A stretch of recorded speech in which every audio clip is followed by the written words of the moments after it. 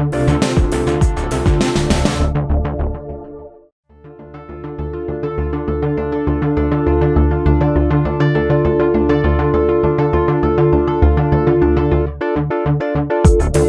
most significant month in Android is upon us, and we're here to talk about it.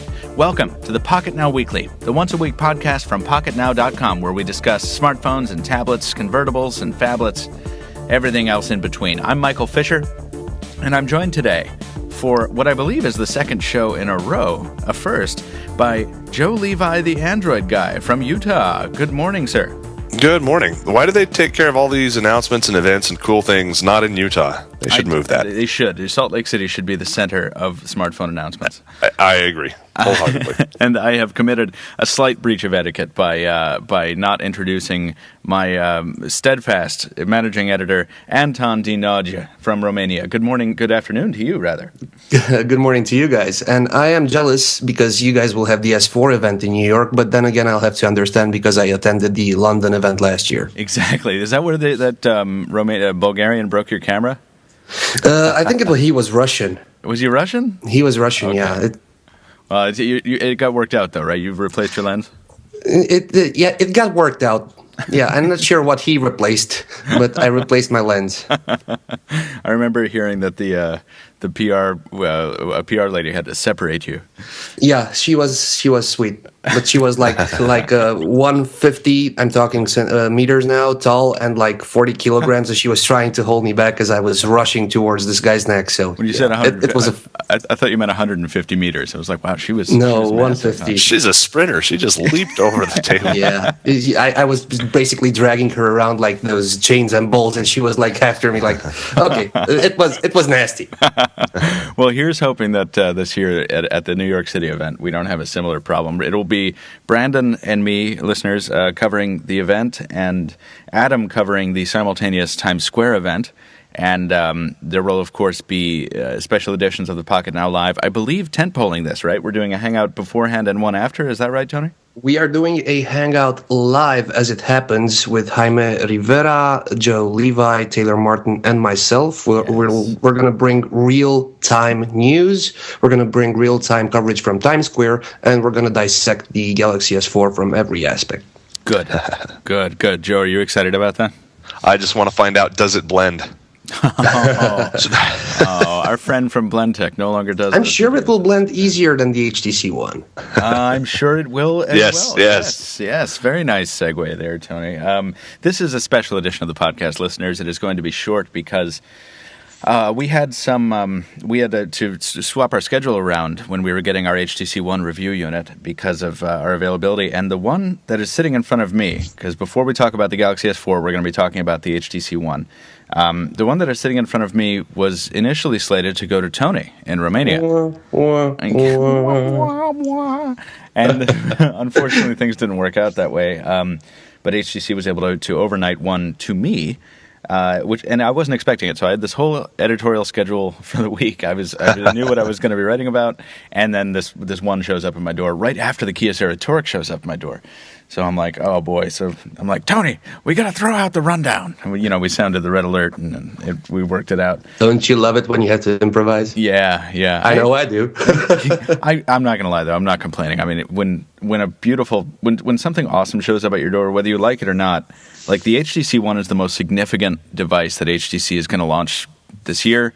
It's maybe one of their most significant devices ever, considering their position in the company. Not even position in the market. Not even maybe. It is. So I was glad that when it showed up. Hey, Michael, I have a question about the HTC One. Did you put it under your pillow last night? I did not, but only because I had to put it on the charge. Oh, and, yes. Maybe tonight. You know how that goes. Yeah, maybe tonight.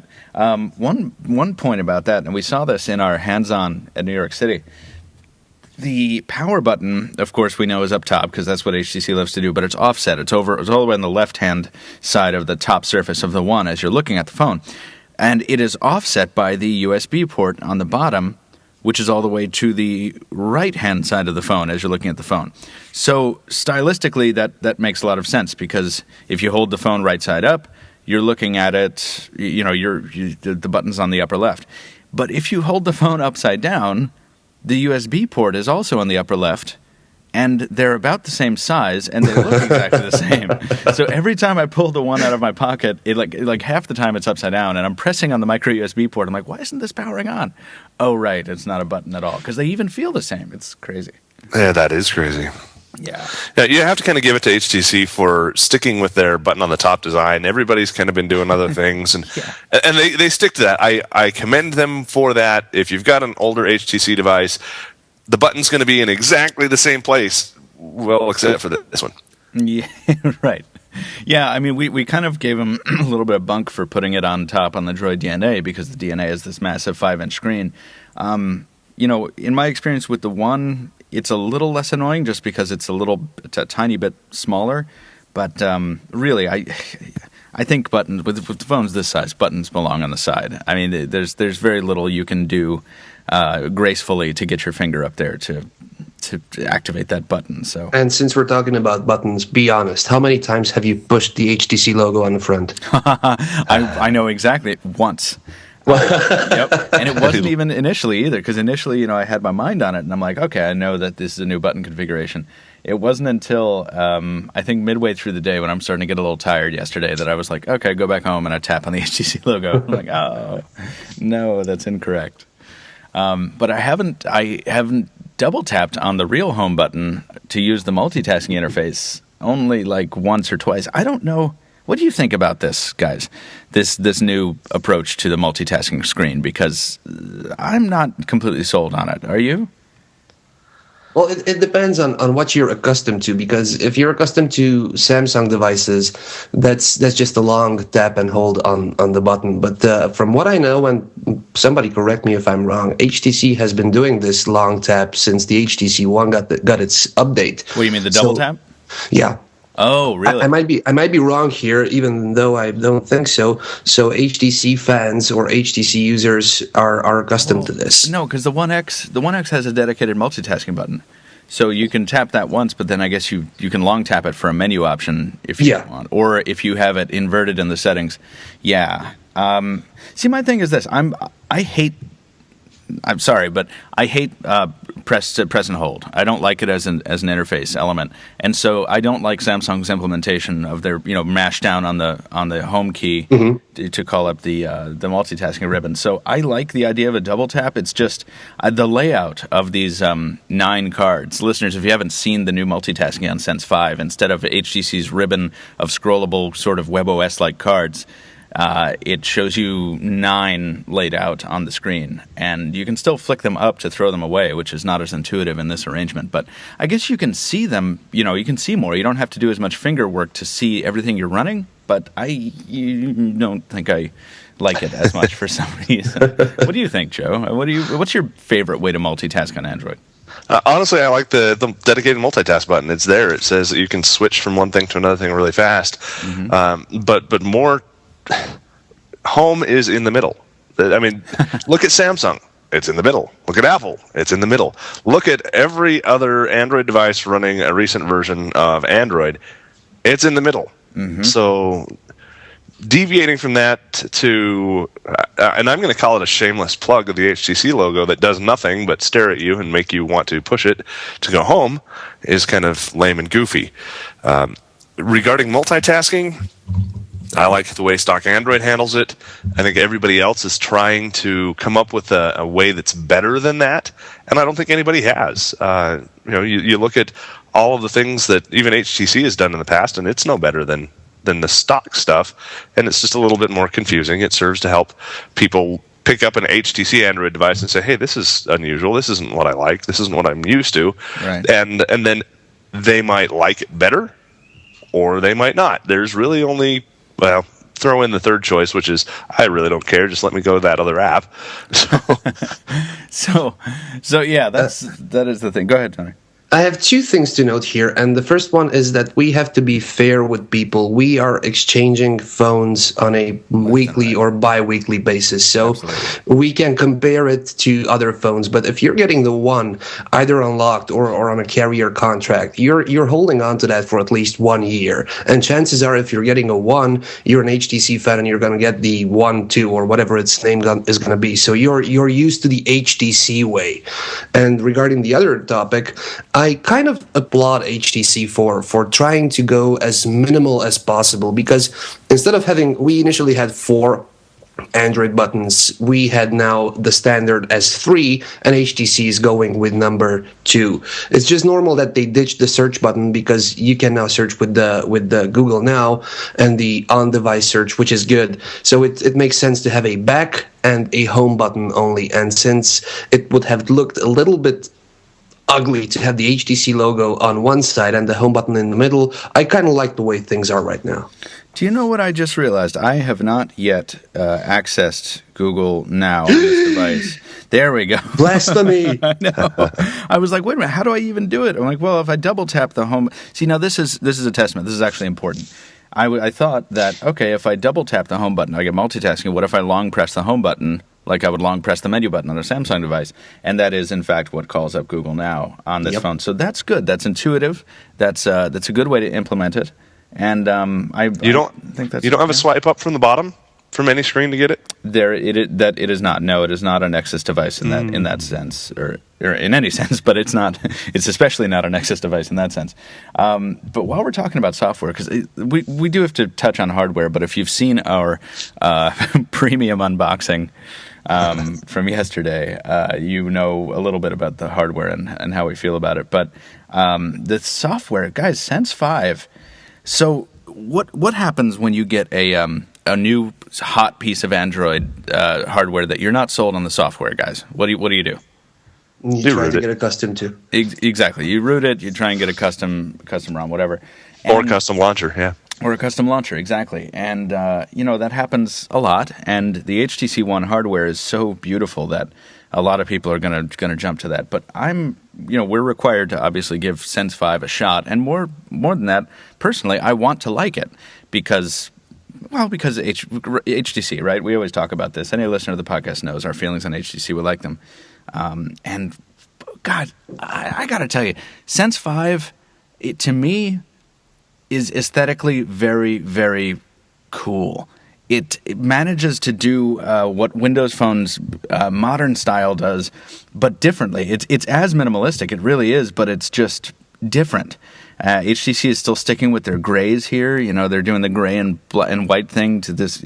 It's classy looking, paired with the right wallpaper. It really pops. And I got to tell you, we can talk about blink feed in a second, but the visual design language itself is very striking. I think it's beautiful, especially, and it's well matched to the hardware. That's what I've been trying to say this whole time. It is well matched to the hardware it's running on. From what you guys have seen, are you hating it so far? Are you loving it? What's your opinion of it? Why don't you go first, Tom? I was, because mine is the shortest answer. I wasn't there in New York. I only had a brief 2-minute hands-on with the HTC One at MWC in Barcelona. Right. So I'm going to pass on this because I don't want to judge either way before actually using the phone. Roger. Yes, I understand. But I mean, like just the visual style that you've seen from screenshots and stuff. I don't necessarily have to say I like it, but I don't hate it. I tend to be the user who is working with whatever he gets from the OEM. So if it's iOS 6, I'm not bored with it. If it's TouchWiz, I'm not bored with it. If it's Sense 5.0, I'm not bored with it. I use it the way it was intended to, and I think this is good because everybody on the team has a different approach. You guys, especially Joe, is the guy who nonstop customizes and roots. Michael is somewhere in the middle, and I'm the stock-only guy. So this gives us more perspective on every device. Right. And I want to get you to weigh in on this. And this is funny. We don't do a live podcast yet, listeners, so this is just a moment of sheer synchronicity. My friend Chris just sent me a text message on the air like 2 seconds ago. And he's just kind of vamping on Sense 5, and he says multitasking interface on Sense. Well, he says multitasking interface on Sense 5 is pretty sexy. Blink feed is stupid as hell. So he's just kind of vamping on thing. And why is the app drawer 4x3 or 3x3 with that stupid clock at the top? So it's interesting to me, the timing on this text message. It's almost as though we did have a live podcast. And who knows? Right? I should mention that, though. The app drawer is, they really have spread that out. And HTC seems to be saying with the new version of Sense that People who scroll kinetically are like wrong. It's not gonna serve them. You guys know when you have a long list of stuff and you just give it a really solid flick and it kind of goes on forever.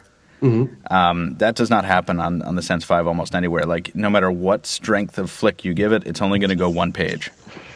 But that's one of the fun things that I do. I'm just sitting there bored, trying to occupy time, looking at my phone because I don't want to participate in a conversation. And I'll open something up, and I'll do that. I will deliberately flick just to see it go fast. And well, you're not going to do that on Sense. Am I alone? No, definitely. It's also what we do when filming review videos when we don't know what else to do with our hands. You know, when we haven't shot that piece of vanity footage yet, and it's like, let me just go ahead and flick through the screens here.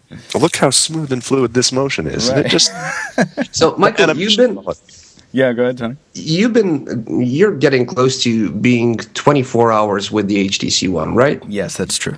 So, not as a editor at Pocketnow, not as somebody from the business, but as a user, how long do you think you can put up with blink feed?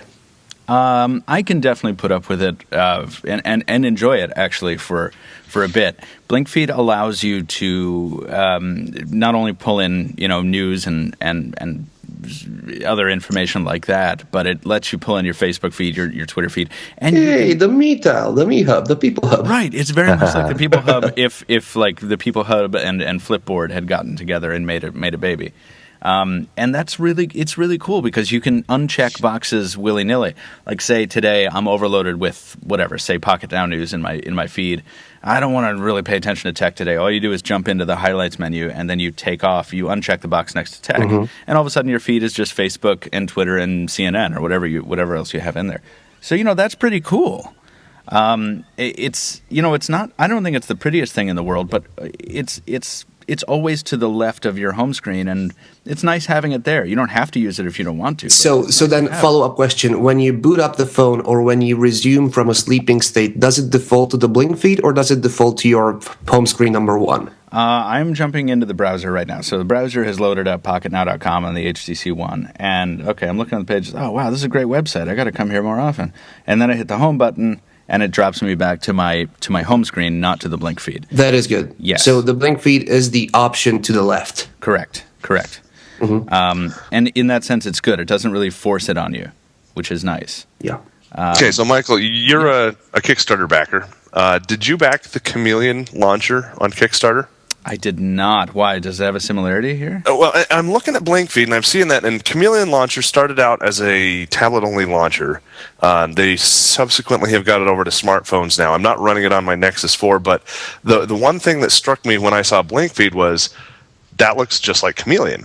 And those of you who are familiar with Chameleon, it's available in the Play Store. Go and check it out.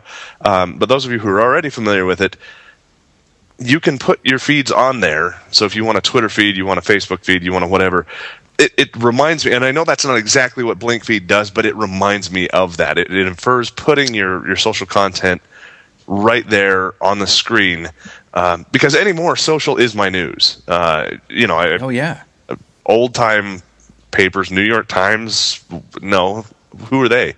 Let me talk to somebody who's in the industry who knows what's going on and doesn't have to go through an editor that takes 2-3 days before it's approved and up and online. So my news is actually new. It's not so old. But anyway, that's what we should call it. But anyway, I was just wondering if you'd back that, and if so, what similarities you might have drawn between the two of them. But you haven't, so the point is. But philosophically, though, it's interesting that more than one company is doing this, and this is kind of split between third-party people and first-party cell phone OEMs or smartphone OEMs. Blink Feed is it's by far not the most impressive part of HTC Sense. I think the most impressive part of HTC Sense 5 is that cohesive visual style that I was talking about. But it is, they made a big deal about saying we're designing this phone software so that when you're waiting in line at the supermarket, you jump into your Blink Feed and you take a look at it. This isn't to power through all your feeds at all the time. It is for casual digestion of cool information from what feeds you want. And in that respect, it works really well, guys. Like it's big. These tiles are huge. I've got a huge picture of like Brandon here from his story. Like it's easy to read on this 1080p display. It's clear. Like so now that I infuriated HTC fans saying that HTC doesn't really know how to make good cameras, I'm going to probably infuriate Samsung fans when I'm going to say, and this is by no means Pocketnow's opinion, it is my personal opinion, Samsung doesn't know how to make beautiful phones. I mean, the S3, I didn't like that. It wasn't standing out with anything. The S2 was too close to the iPhone to be likable. And it was just the S. So Samsung emphasizing on beauty, not emphasizing on materials like the HTC. They are emphasizing on speed, on specs, on camera quality, and on user interface and experience. You know, I think that I don't entirely disagree with you. What do you think, Joe? They're riding on their own coattails. It's just another Galaxy phone. Is that the Galaxy Y? Is it the Galaxy Mini? Is it the Galaxy 4? Is it the Galaxy S? Is it the Galaxy Nexus?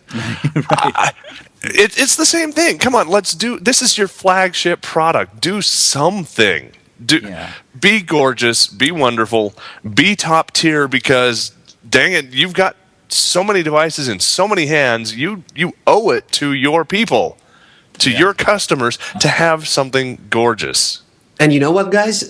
Michael and I were tossing back and forth some ideas, and we have this killer idea for an editorial, which will probably be going live somewhere this weekend or beginning of next week, that Samsung might be pulling an iPhone 4S.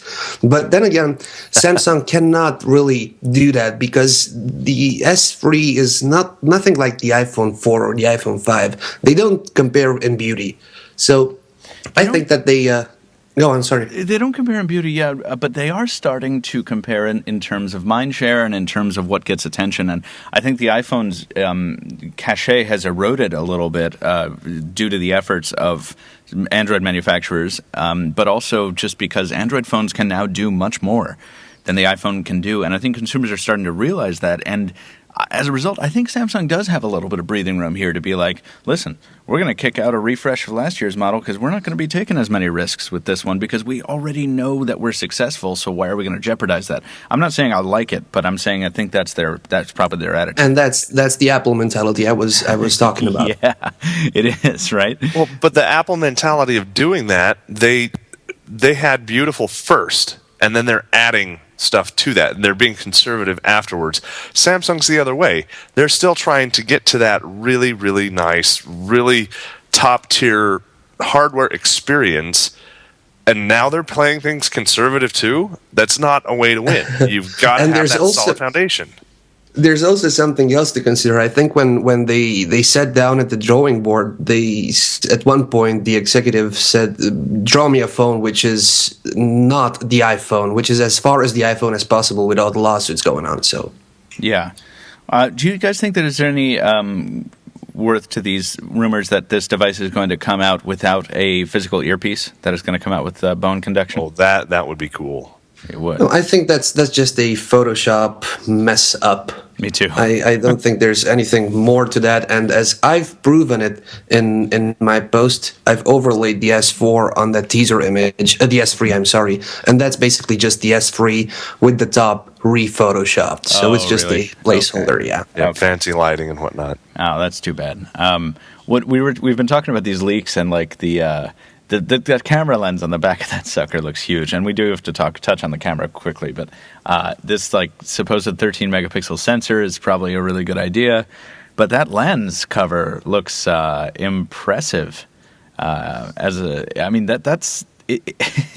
It almost looks terrifying with this like eye staring at you. Like HTC, the One has it too. This big lens cover that's kind of this big black meatball on the back of the device. But for some reason, it just looks more pronounced on the Galaxy S4, the rumored Galaxy S4. Do you think this is going to help in terms of delivering a good camera experience, Joe? It's got to. You've got the bigger aperture you've got, the bigger lens you've got, the bigger everything you've got, the better pictures you're going to have. Whether or not you like that because it impacts the design of the phone, the thickness of the phone, or whatever, is moot if you care about having a super high-res, high-quality camera. Look at the Galaxy camera, another Galaxy device, by the way. It's got a huge old honking lens on it. Sure now, does. I'm not advocating that we do that on the Galaxy S4, but it's the same. It's the same thing. You can't have one without the other, at least not in today's technology. What about you, Tony? So, since everything we talk about the S4 is based on rumors, I'm going to allow myself and I'm going to bring a new rumor to the table. I've recently read that Samsung at one point has managed to get a patent application approved for a special lens on a camera, which would allow for better panoramic pictures. And if that is the case with the S4, and this is again a rumor, then it's just normal to have a better lens cover, because that the lens which is behind the lens cover has to actually allow the lens to have a better panoramic look at the scenery. Mm-hmm. And we've seen the effect of that can have on devices like the Droid DNA and the HTC Windows Phone 8X with its front-facing camera, which is this little recessed bead and this kind of countersunk crater. Which gives you a really nice wide-angle view, and it's cool. But everything we have said up to this point is really nice and everything, but what really concerns me is this morning's piece, which comes as a confirmation from Bloomberg. Of course, it's based on two people's opinions who are familiar with the matter, unquote, that the US variants of the Galaxy S4 will indeed sport the Qualcomm Snapdragon 600, and the rest of the world will get the 8-core Exynos. And I really think this is where Samsung is shooting themselves in the foot, because once the Note 2 landed and it was standardized across all regions, we thought that they finally figured that one out, the LTE and everything. But if these rumors turn out to be true, then I'm sorry for US customers. Not saying that the Qualcomm 600 is a bad CPU, no, it's an exceptional CPU. I'm just saying that there will be differences across devices, across there will. Regions. There will. That's Samsung's problem. I think the Samsung would be shooting themselves in the foot if that resulted in a measurable impact in sales. But I will go out on a limb here and say it will absolutely not. Nobody's going to care. You're probably right, yeah. Yeah, no regular consumer is going to. It talks about processors. People in the United States know what Qualcomm is because there's a frickin' sports stadium named after the company, not because it's a processor manufacturer. So it's not going to do anything to impact the sales of the Galaxy S4. I don't think it's going to be something to talk about for us, because we'll be able to run some comparisons and see what is octa-core really worth anything, and we'll be able to make cool stories based on it. And we're going to bring in James Bond villains and all kinds of stuff when we talk about it. Yeah, absolutely we are. I'm more interested. I guess I'm most excited about the camera, and because Samsung, when they dropped the S3 on us and we took that thing for a spin and we took photos with that sucker. I mean, Samsung didn't really go out of its way, if I recall correctly, to puff up the camera in its marketing materials, but the S3's camera was incredible, and the software was incredible that lets you tweak that performance further. And I think that I agree with you, Tony. They're really going to come out and probably destroy the performance of the One's camera. And I think this time they're not going to be quiet about it, because they realize that the HTC One is a bigger threat than the One X was, maybe. Well, to be fair, I think the S3 and the Note 2 already are better cameras than the One. That may be so. Now, we haven't done That's fair. That's probably fair to say. Without doing the comparisons, cameras. Which is where you were going, Michael. Yeah. Just based on my mental image, that seems fair. Yeah, and based on my hands-on experience, I can't readily say that you're wrong, Tony. I think that's probably true. But at least in normal lighting, in low light, the One absolutely destroys them. So, as we've said I think maybe about 20 episodes in a row, it's not the sales of the HTC One versus the Galaxy S4. And it's not going to come down to quality against quality. It's going to come down to which one can be marketed better, and unless HTC has a real ace up its sleeve in terms of a marketing approach, I don't see them coming out on top with regard to this. Well, the other thing to consider is Samsung's already got the marketing approach. They've already got the name. They've already got that. They've won. Where HTC can make inroads is with carrier partnerships and contracts. If they flood the carriers with this device and make it more attractive to the carriers to offer to those customers, even though I hate that model, HTC could have a chance to get that device in the hands of a lot more people than dumping a whole bunch of advertising capital that I honestly don't think they have into the market to say, hey, HTC One. Every time you see Samsung, think HTC One. That's an interesting perspective, Joe. I don't necessarily disagree with you, but I also am forced to think of every Windows Phone launch at AT&T, say in the United States, where they have this nice little side booth in the store. Oftentimes it's up front, it's called out. There's a big window-sized banner ad, but still people come in and they were not always taken to that booth. I think you really have to sell the employees more than anything. And in my experience, and this is a big generalization, but I'll allow myself to do it because I used to be one, wireless salespeople generally do not tend to be people who respect things that are different. They don't like selling things they don't know, and they don't generally use things they don't know. They use what's popular, and I think that they're going to continue to push Samsung stuff. So until HTC can find a way to ingratiate itself to these retail employees, they're never going to see these type of success that Samsung has seen. Tony, so you're saying they need to give these devices to the employees? Yes, I think get them using them, or maybe to their children. Right. Because if the children start using them, they'll do it. It's Apple's technique to get Apple products, to get kids using Apple products by putting Apple products in elementary schools and secondary schools and in colleges, free of charge. Here you go, use it so that's the technology, that's the brand that you know and you're aware of. And when you grow up to be a real person, you want to use that same thing because you already know it. But it's the same Apple's thing here got with the cash. Right. Very true. So I was about to say, because I'm sensing from the structure and from your ideas and these sentences that we're wrapping this up. We are, yeah.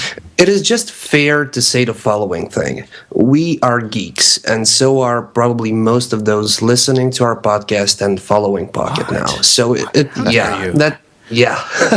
so it's just fair for us to want to compare anything with everything, including the HTC One with the S4. Mm-hmm. Now, the point is that the S4 will outsell the S3, and the HTC One will not come close to 20% of the S4 sales. But I'm thinking that HTC's point or target this year is not a competition with the Galaxy. I think HTC is directly competing with themselves because they are on a sliding trend and they want to stop that. And the HTC One is capable of stopping that trend. And that I read at one point, I haven't checked this, so don't quote me on this yet, that HTC sales numbers are close to where they were before Android. So I think that it's not the HTC One versus the S4 this year, it's the HTC versus HTC, and that's the end of the story. Sure. I agree, and they definitely have to get their house in order before they go after Samsung, because they're not at all on the same footing they were before, and they have a couple other competitors down at their level to worry about. But I think the interesting thing about HTC, and the reason we spend so much time on the One and on HTC in general, is because we know the company is capable of being that big and being that successful, because we've sort of, we've gotten tastes of it before. And also we're kind of almost to a man on the team in love with HTC hardware. So, as always, I think we got to wish them best of luck as we cover their efforts. But I want to know from each of you personally, never having held the Galaxy S4 yourselves, and also never having held the HTC One for maybe more than a second. But all the same, I want to know, based on what you know now, which one would you buy if they were both in front of you at the same price? Joe, why don't you go first? It's no secret. I'm an HTC fan, and I hate Hyperglaze. I have held neither of these devices, and I really, really would like to hold them both. But you don't have the S4 either? No. Come on, Joe. I know. I've got a super slippery Nexus 4, and woe is me. but no, I know what Samsung is. I know what Samsung does. I know what the S4 is. I don't have to hold it. I know what it is. I know what it's going to feel like in hand. Now, the actual usability experience, that I'd like to see. I'd like to use it. I'd like to have it for a week and just say, this is a nice device, and this is why. This is a sucky device, and this is why. Looking at the HTC, it just looks quality. It looks high end. it looks like something that I would like to have. It's not like some of the other HTCs I've seen. It's got a little bit more bold style and appearance, but it still emphasizes everything that HTC is good at, everything that they've sold me on across the many, many years that I've been an HTC fan. So if I had the two of them sitting on the table and a salesman says, pick one of those and you can have it for free, I'd go with the HTC. For free? If they said, pick one of those and pay a reasonable amount for it, and they were exactly the same price, exactly the same whatever else, carrier, I'd go with the HTC. Nice.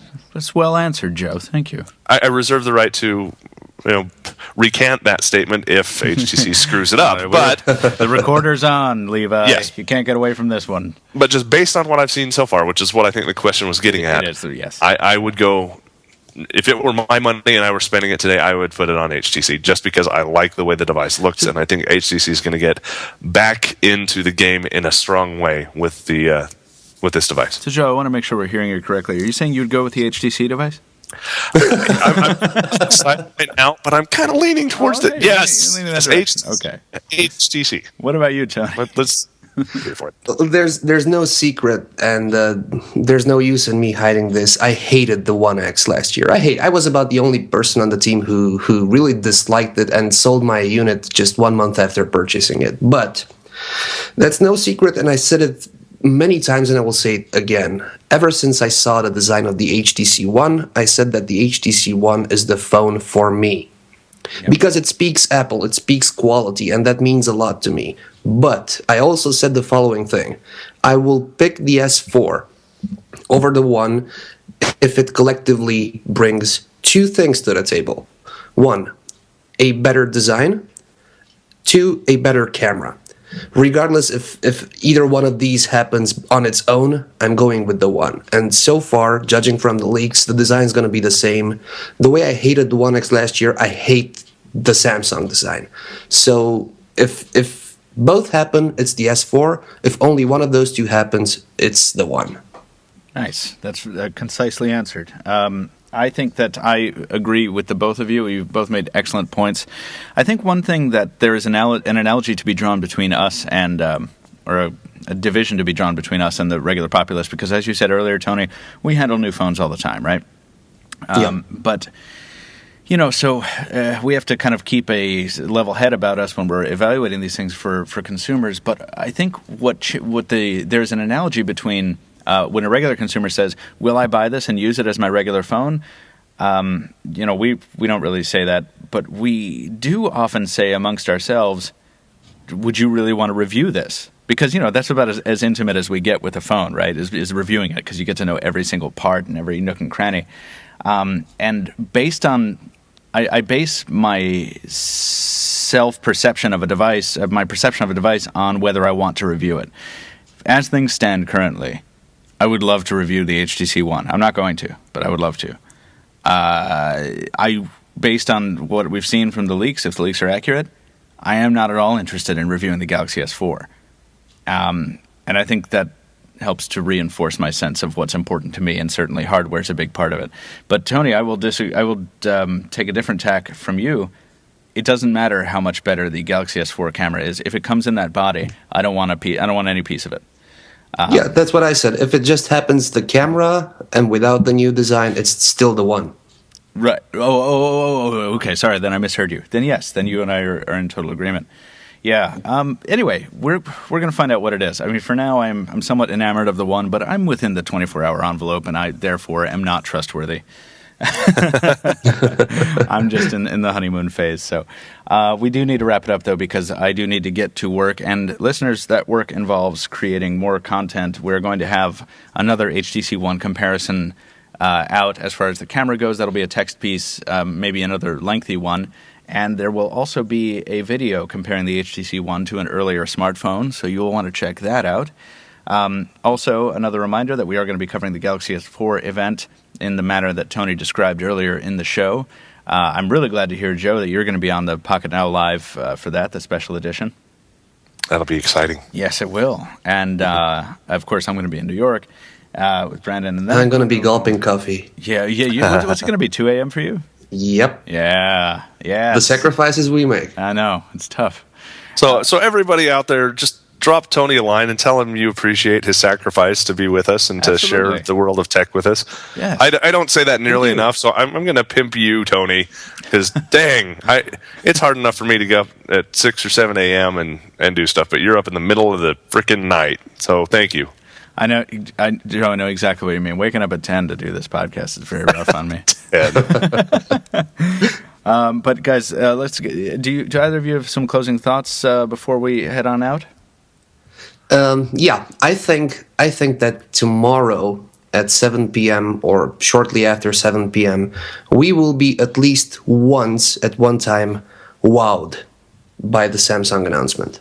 I'm not sure. I have that feeling. I mean, either these leaks are just dummies and Samsung is doing whatever they did last year with the S3 and they're controlling the leaks and it's going to happen something completely different, or even if these are true, there's going to be something which will wow us. Agreed.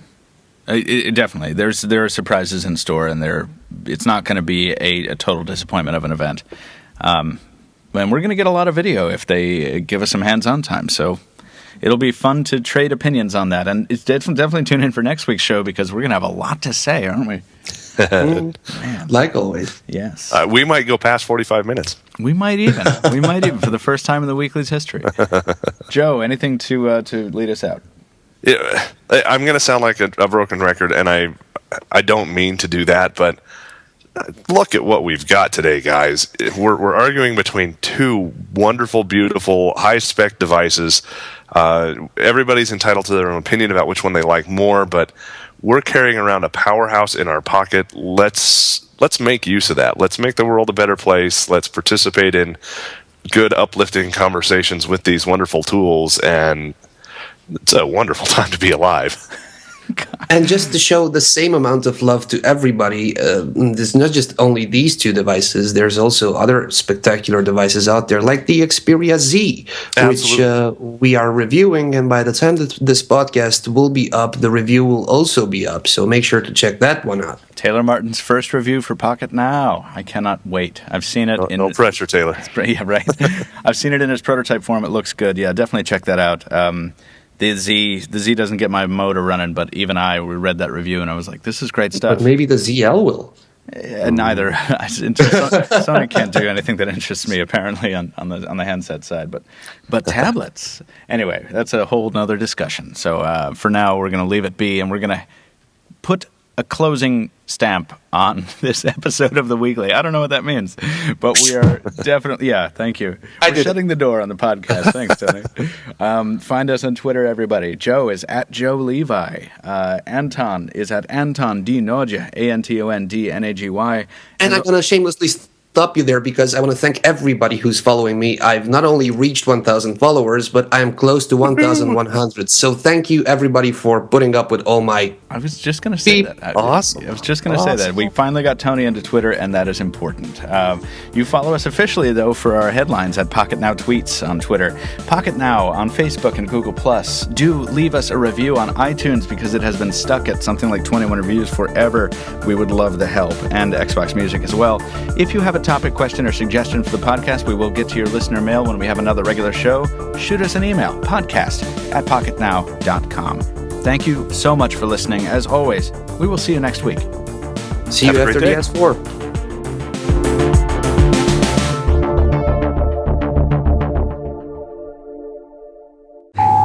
Hello again, Pocketnow team.